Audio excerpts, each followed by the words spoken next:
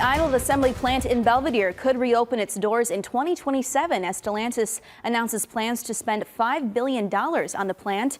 According to Crain's Chicago Business, the auto company will spend that $5 billion over the next 4 years, expanding assembly in Belvidere to include electric vehicles and battery manufacturing.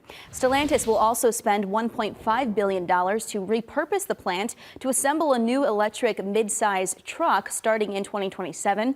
The UAW predicts the plant will make 80 to 100,000 vehicles per year. That means up to 5,000 workers could be back on the assembly line when the upgrades are completed. The plant is expected to officially reopen in 2028. So here's a little recap. Stellantis will invest nearly $5 billion to repurpose the Stellantis plant. Nearly $2 million will be invested for the plant to make electric mid-size trucks. Stellantis will also increase stamping operations to supply parts to facilities across the region.